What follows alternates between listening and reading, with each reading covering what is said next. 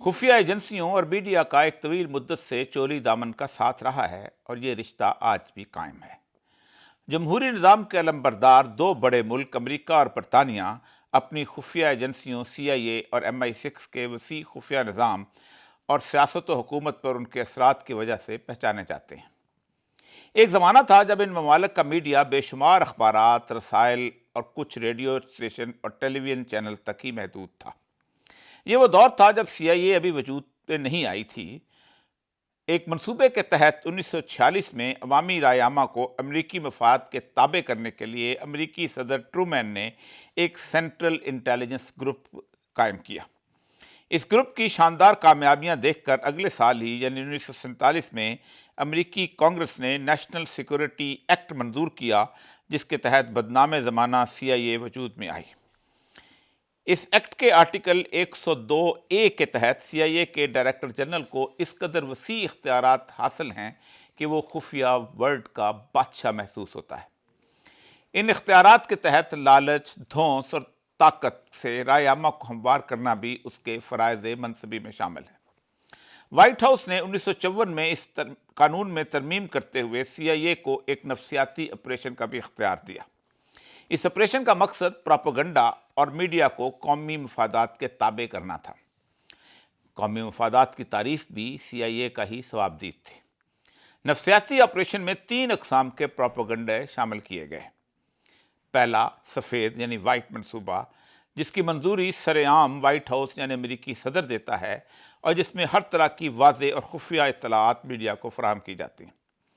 دوسرا گرے، اس پروپیگنڈا میں CIA کو از خود یہ اختیار حاصل ہے کہ وہ کسی کو اس اطلاع کا ماخذ نہ بتائے، لیکن صحافیوں کو دے دی جائے۔ میڈیا کو ایسی اطلاعات فراہم کرنے کا اصل مقصد ان ہاتھوں کو روکنا ہے جو امریکی خارجہ پالیسی اور امریکی مفاد کے خلاف سرگرم عمل ہوں۔ تیسرا کالا یعنی بلیک، یہ ایک ایسی اطلاع ہوتی ہے جو بظاہر امریکی حکومت کی خارجہ اور داخلہ پالیسی کے خلاف ہوتی ہے، جیسے انسانی حقوق، جمہوریت، حقوق نسواں وغیرہ، اور امریکی حکومت عوام کے سامنے اس سے لا تعلقی کا اعلان بھی کر سکتی ہے، اس کے مخالف بیان بھی دیتی ہے، مذمت بھی کرتی ہے۔ ایسی اطلاعات عموماً جھوٹی، بے بنیاد اور گھڑی ہوئی ہوتی ہیں، مگر ان کو عوام کے سامنے اس طرح پیش کیا جاتا ہے کہ انہیں یہ محسوس ہو کہ یہ خبریں بالکل مصدقہ ہیں۔ اس کام کے لیے دنیا بھر سے اخبار نویسوں کو خریدا جاتا ہے اور انہیں اپنے مفاد کے لیے استعمال کیا جاتا ہے۔ ان کے نام ہمیشہ خفیہ رکھے جاتے ہیں، مگر کبھی کبھی عوام پر اپنی دھاک بٹھانے کے لیے بھی ان کی تعداد کا اعلان ضرور کر دیا جاتا ہے۔ 1973 میں CIA نے خود واشنگٹن اسٹار نیوز کو یہ اطلاع فراہم کی کہ دنیا بھر میں تعینات 30 صحافی ایسے ہیں جو دراصل اخبار یا TV کے نہیں بلکہ ان کے ملازم ہیں۔ یہ سب کے سب CIA کے قائم کردہ ایک group Congress for cultural freedom کے ممبران ہیں۔ یہ تمام صحافی اپنے مضامین یا خبریں CIA کو دکھائے بغیر اخباروں میں شائع ہونے کے لیے نہیں دے سکتے ہیں۔ 90 کی دہائی میں جنوبی امریکہ کے ممالک میں مخرب الاخلاق قسم کی تفریح اور عوام میں فحش اقدار کے فروغ کے لیے CIA نے چیس برینڈن کے نام سے ایک پروجیکٹ کا آغاز کیا، جس کے تحت ہالی ووڈ سے اپنے مخصوص مفادات کے تحت کبھی جاسوسی اور کبھی فحش اور نیم فحش فلمیں تیار کروائی جاتی تھیں۔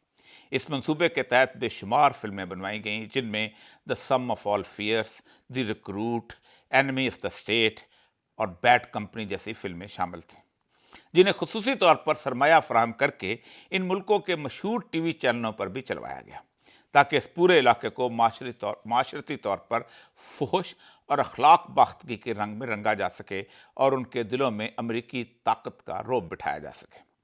کمیونسٹوں کے خلاف مضمون لکھوائے گئے، ایسی خبریں لگوانے اور لوگوں کو کمیونزم سے منحرف کرنے کے لیے مضمون لکھوانے کا کام ایک منصوبے آپریشن موکنگ برڈ کے تحت 1951 سے شروع کیا گیا، اور اس منصوبے کے ٹھیک 32 سال بعد 1983 میں دنیا بھر کے ممالک میں جمہوریت کے زبردستی نفاذ کے لیے national endowment fund for democracy قائم کیا گیا، جس کے تحت دنیا کے ممالک میں NGOs، انسانی حقوق کی تنظیموں اور سیاسی پارٹیوں کو فنڈ فراہم کیے گئے۔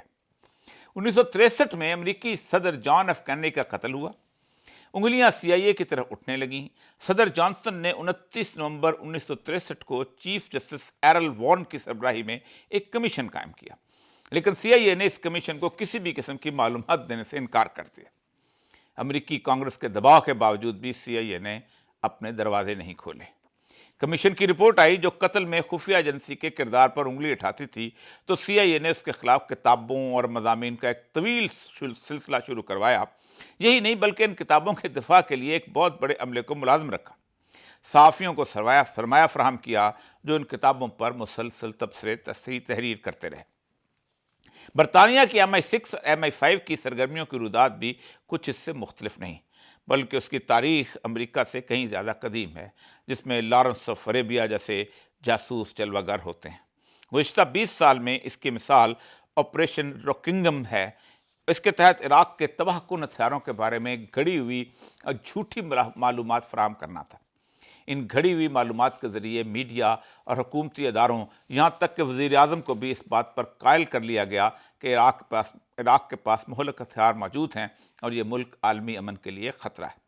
برطانیہ کے میڈیا میں موجود اس خفیہ ایجنسی کے پالتو افراد نے حکومت کے لیے ایک ایسا ماحول پیدا کر دیا کہ چاہے برطانیہ کے لاکھوں افراد سڑکوں پر باہر بھی نکل آئے، انہوں نے بھرپور احتجاج بھی کیا، مگر پارلیمنٹ کے اراکین یہاں تک کہ وزیر اعظم بھی خفیہ ایجنسیوں کی انہی جھوٹی رپورٹوں پر ہی یقین کرتے رہے۔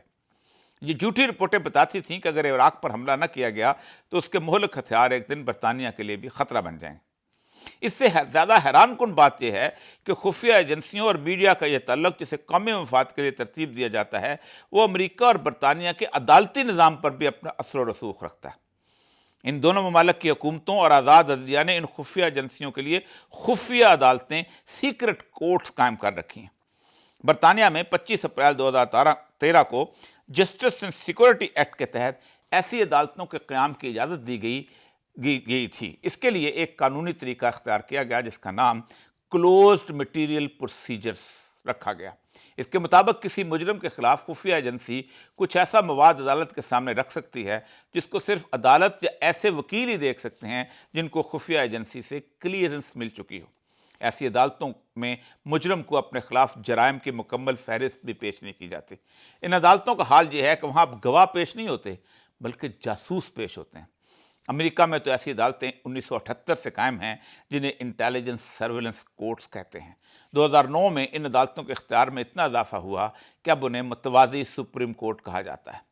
خفیہ ایجنسیوں، میڈیا اور عدالتوں کا یہ گٹھ جوڑ دنیا کے بڑے بڑے جمہوری ممالک میں بھی ہے اور ان کے زیر اثر چھوٹے ملکوں میں بھی قومی مفاد کے نام پر پایا جاتا ہے۔ کس کو الیکشن جتوانا ہے، کیسے جتوانا ہے، کہاں سے کارپوریٹ کا پیسہ کس سیاسی لیڈر تک پہنچانا ہے، مفادات کے تحفظ کی بات آئے تو کینیڈی اور ڈیانا کو بھی عبرت رات موقع سے ہمکنار کرنا ہے، کہاں جنگ لڑنا ہے، کس سے دوستی کرنا ہے، کس سے دشمنی نبھانا ہے، ان تمام امور کا فیصلہ بھی خفیہ ایجنسی کرتی ہیں، مگر عوام کو یہ نظر آتا ہے کہ یہ تمام فیصلے جمہوری طور پر منتخب حکمران کر رہے ہیں۔ اصل صورتحال یہ ہے کہ میڈیا کے ذریعے سیاستدانوں پر شدید دباؤ ڈال کر ان جمہوری حکمرانوں کے منہ میں ایجنسیاں اپنے الفاظ ڈالتی ہیں اور یہ اراکین پارلیمنٹ اور حکمران اسے قومی فریضہ سمجھ کر ادا کر رہے ہوتے ہیں۔ یہ ہے اس پوری دنیا پر چھائے ہوئے جمہوری نظام کی حقیقت اور حیثیت۔ یہ ہے اس مکروہ دنیا کا مروجہ سیاسی نظام۔ یہ پورا نظام دراصل ایک ایسا جال ہے جسے دنیا کے چند سو طاقتور سرمایہ داروں نے بچھایا ہے۔ یہ اگر اپنا اسلحہ بیچنا چاہیں تو انہیں جنگ کے میدان چاہیے۔ یہ کسی ملک کی مادری دولت پر قبضہ کرنا چاہیں تو پھر انہیں اس ملک پر اپنی مرضی کا حکمران چاہیے۔ خفیہ ایجنسیوں، میڈیا اور عدالتوں کا یہ گٹھ جوڑ دنیا کے ہر ملک میں بچھایا گیا ہے، جو ایسے حکمرانوں کے خلاف استعمال ہوتا ہے جو اس عالمی ظالمانہ نظام کو چیلنج کرتے ہیں۔ انہیں قتل کروا دیا جاتا ہے، ان کے خلاف کردار کشی کی ایک مہم چلائی جاتی ہے اور انہیں اقتدار سے علیحدہ کر کے جیل کی کال کوٹری میں محبوس کروا دیا جاتا ہے۔ لیکن اس نظام کے شکنجے کو بے شمار ممالک کے عوام نے اپنی قوت سے توڑا ہے۔ ان ممالک کی مثالیں تاریخ کا روشن باب ہیں۔ ان میں لاطینی امریکہ کے ممالک سر فہرست ہیں جنہوں نے امریکی CIA کے پالتو حکمرانوں کو عوامی طاقت سے نکال باہر کیا، ان پر مقدمے چلائے اور انہیں عبرت کا نشان بنا دیا۔ ہمارا پڑوسی ملک ایران اس کی جیتی جاگتی مثال ہے، جہاں خفیہ ایجنسی سواق نے 25 سال عوام پر بھیانک ظلم کیے اور ایک دن جب ستائے ہوئے عوام اس کے خلاف اٹھے تو پھر یہ گٹھ جوڑ چند ماہ ہی میں تنکوں کی طرح بکھر گیا۔ تاریخ گواہ ہے کہ عوامی قوت کے سامنے یہ جٹ جوڑ کبھی بھی نہیں ٹھہر سکا۔